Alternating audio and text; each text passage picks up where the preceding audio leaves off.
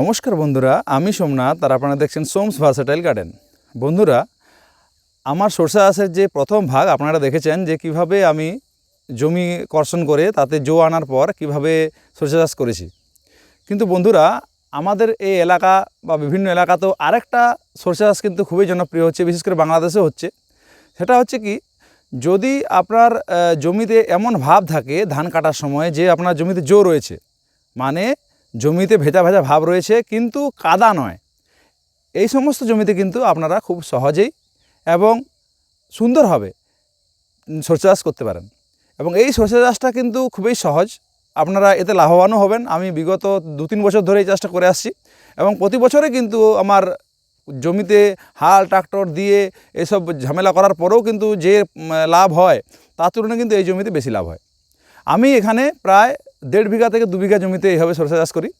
এবং এই জমিটার ক্ষেত্রে আমি বিশেষভাবে বলতে চাইছি, জমিটা অবশ্যই হবে ভেজা ভেজা ভাব থাকতে হবে যখন আমি বীজ ছড়াবো বা সার ছড়াবো এবং ধানটা কাটার সময় যখন হবে।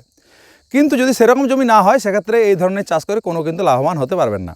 আমার ভাগ্যক্রমে জমি কিন্তু এরকম দুটো রয়েছে, যে জমিটাতে ওই রকম জোটা থাকে এবং ওই জোটাকে আমি কাজে লাগাই।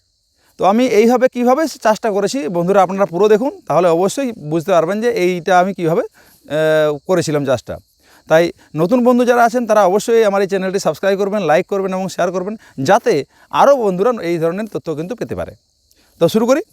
প্রথমে দেখুন আপনারা, আমি কিভাবে কিন্তু জমিটাতে বীজ বপন করেছিলাম। যখন দেখলাম ধানটা পাকার সময় হয়ে গেছে, এরপরে কিন্তু ধান আমার কাটতে হবে, তার 2 দিন আগে কি 3 দিন আগে কি করলাম, ওই বীজটা কিন্তু পুরো জমিতে একটা কাজ করতে হয়, সেটা হচ্ছে ওই একটা রাস্তার মতো করতে হয়, দুদিকে ঠেলে দিয়ে পরে অনেকটা যেন আমি ঢুকতে পারি, সেরকম করে দিলে ধানটাও যেমন পড়ে না, অনেকটা আগেই করা হয় এবং একই সাথে আমারও কিন্তু লাভ হয়, যেটা আমি সরষে চাষের ক্ষেত্রে করতে চাইছি। তাহলে একটা রাস্তা বানিয়ে নিলাম।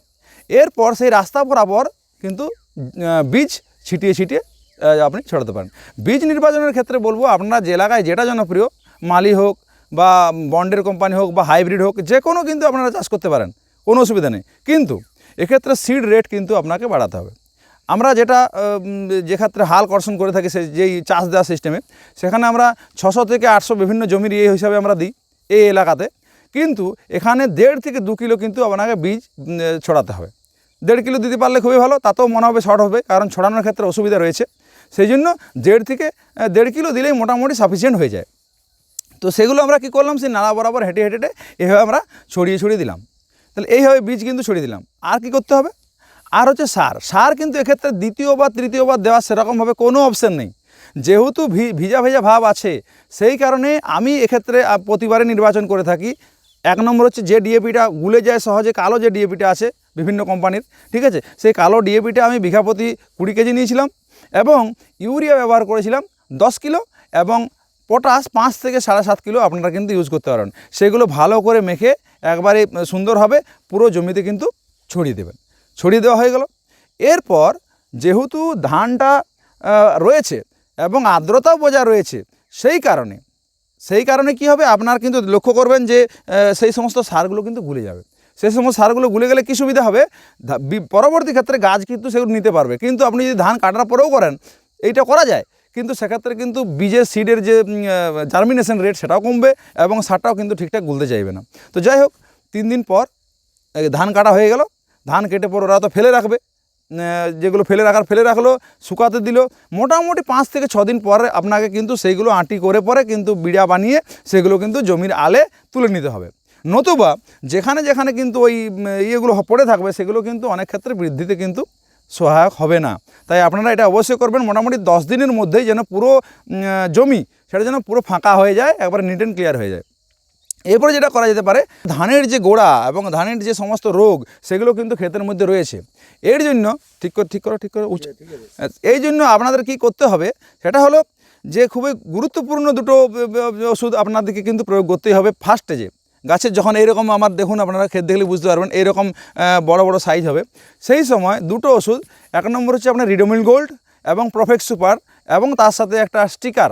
আমি আরেকবার বলছি, রিডোমিল গোল্ড 2 গ্রাম প্রতি লিটার এবং প্রফেক্ট সুপার 2 ml প্রতি লিটার তার সাথে স্টিকার মিশিয়ে আপনার পুরো কিন্তু ক্ষেতকে একবারে গাছ কিন্তু ভিজিয়ে দিতে হবে।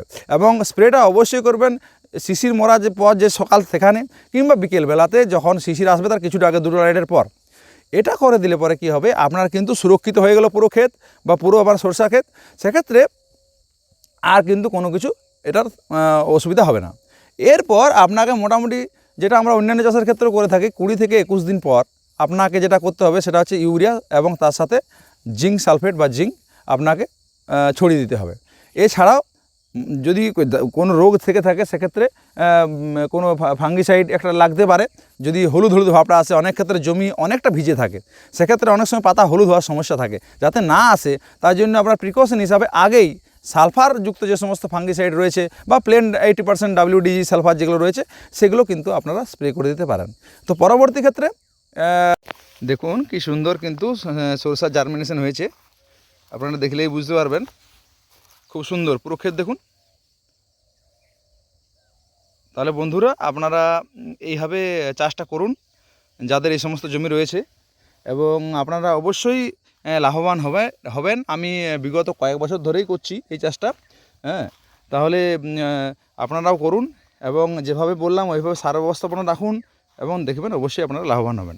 তো বন্ধুরা, যারা এতক্ষণ ধরে ভিডিওটি দেখলেন তাদের অসংখ্য ধন্যবাদ, এবং যে সমস্ত নতুন বন্ধুরা রয়েছেন তারা অবশ্যই চ্যানেলটি সাবস্ক্রাইব করবেন, লাইক করুন এবং চ্যানেলের পাশে থাকুন, এবং আপনারা ভালো থাকুন। আজকের ভিডিও এখানেই শেষ করছি। ধন্যবাদ।